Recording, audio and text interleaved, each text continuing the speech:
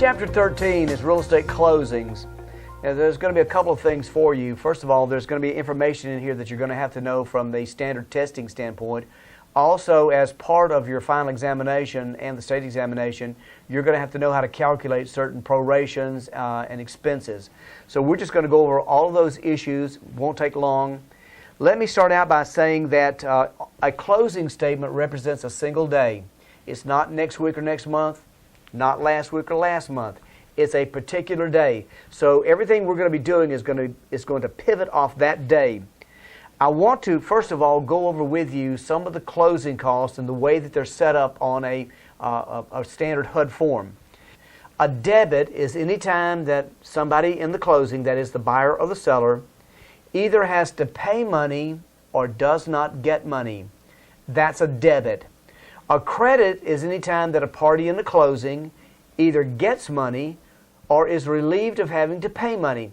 An easy way to remember that might be happy face, sad face. A credit is a happy face. A debit is a sad face. If you put yourself in either the buyer or seller's shoes, typically the buyer, and say, how do I feel about this? Am I happy about it or am I sad about it? That'll tell you whether it's a debit or credit. Let's talk about the purchase price. If you think about the purchase price, it's money that the buyer is giving to the seller. Therefore, it's a debit to the buyer, credit to the seller. The earnest money deposit. Remember that the earnest money deposit was tendered with the offer. Therefore, the broker has already taken that deposit, put it away, and will bring it to closing. In other words, that's money that the buyer will not have to bring to closing. Therefore, all binder deposits will be a credit to the buyer. When it comes to mortgages, I want you to remember that when a borrower has the ability to borrow money at closing, that's money that they don't have to bring that day. They may have to bring it later. They may have to pay that loan later. But on the day of closing, they're relieved of having to bring that money. So all mortgages are going to be a credit to the buyer. If there's any mortgage or loan that's outstanding that the seller has, that's got to be paid off and therefore will always be a debit to the seller. Prorations are those items that will be shared between the buyer and seller. So it'll be a debit to one and a credit to the other. And I'm going to go over those in more detail in just a minute. An expense item is an item that's going to be paid to somebody outside of closing. Therefore, expense items are always debits. And I want you through this entire process of the closing statement, I want you to think about who is this being paid to. If it's being paid to the buyer or seller, that's going to have to be a proration. If it's being paid to somebody outside of closing, like a title company or an attorney or something like that, that's got to be an expense. I want to talk to you about title insurance. There are two types of policies that are out there. One is the owner's policy. This is based on the purchase price. Now, the owner's policy is not transferable. All new owners have to get a new policy when they purchase a home. The other policy is the lender's policy, also known as the mortgagee policy. Now, the mortgagee policy is typically based on the loan amount. This policy is transferable, and the reason for that is most mortgages and notes are going to be sold to the secondary market or to some investor. Therefore, the lender's policy will trail wherever those mortgages and notes are being sold to. Let's talk about prorations now to make sure we understand prorations. Remember, we said that a proration is something between a buyer and a seller, something that's going to be shared. Good examples, real estate taxes are going to be one of those items. If the property is a rental property and is collecting rent, that's going to be shared between the buyer and seller. If there's an insurance policy that's maybe assumed, that could be shared. And I think the easiest way to remember your prorations, an easy way to do this, the first thing that you need to do is to draw a timeline. And then I want you to mark on either side, the beginning side, the seller side, the ending side, the buyer side. Somewhere in between is going to be a closing date.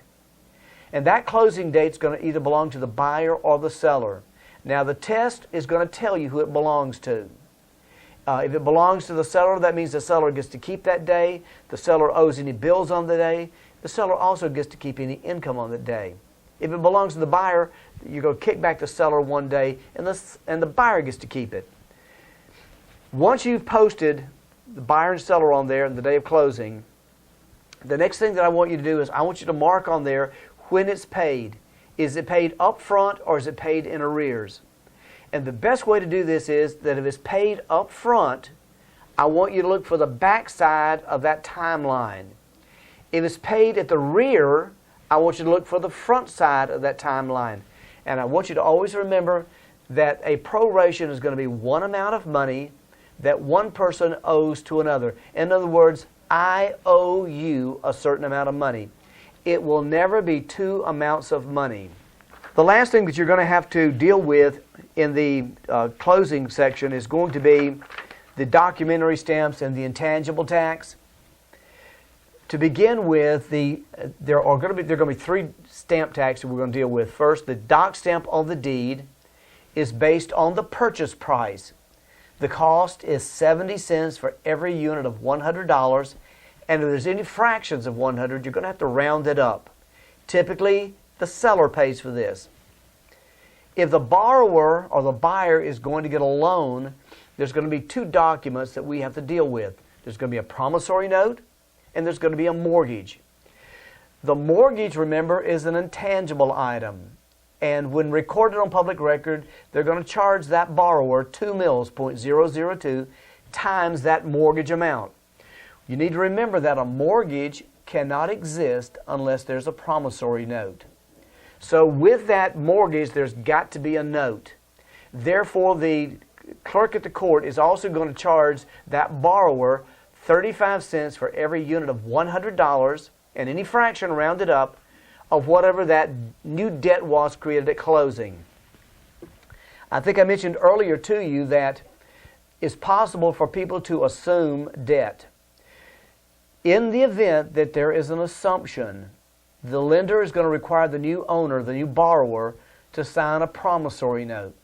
Therefore, in any assumption, there's going to be a documentary stamp on that note that's created. Once again, doc stamp on the note, 35 cents for every unit of $100, any fraction that you have to round it up. Also, a quick comment about your test. The way that's going to be designed is you're going to have to do a proration or calculate some kind of expense, and then they're going to ask you, where on the HUD-1 will this go? Will it be a debit, credit? Will it be the first page or second page? I think an easy way to remember this is that if it's a proration shared between buyer and seller, if it's a purchase price, if it's the deposit, if it's a mortgage, that'll all be on the front page, page 1. If it's expense items, it's always going to be on the second page, at least of this closing statement that they give you on the state examination. And I think that's about all we need to talk about in Chapter 13. What I'd like to do right now is to review with you and share with you those important facts that you're going to need to know for the examination. The purchase price is a credit to the seller, a debit to the buyer. The earnest money deposit is a credit to the buyer only. Mortgages related to the seller are always debits. Mortgages related to the buyer are always credits. Prorations will be a credit to one party and a debit to the other. It's one amount of money that one person owes to the other. Expenses are debit items paid to third parties outside of closing. Owner's title insurance policy is non-transferable. The mortgagee's title insurance policy is transferable. Items related to the deed are typically paid by the seller. Items relating to the mortgage are typically paid by the buyer. Documentary stamps on the deed, 70 cents for every unit of $100 of the purchase price. And remember to always round those fractions up. It's typically paid by the seller. Intangible tax. This is on the mortgage. It's 2 mils, 0.002 times all new mortgages created at closing. Typically paid by the buyer. The documentary stamp on the note or notes. 35 cents for every unit of $100 of the notes for both new and assumed debt. Remember again that you always have to round up any fractions of 100. And this is typically paid by the buyer as well. And that's the end of the Chapter 13 review.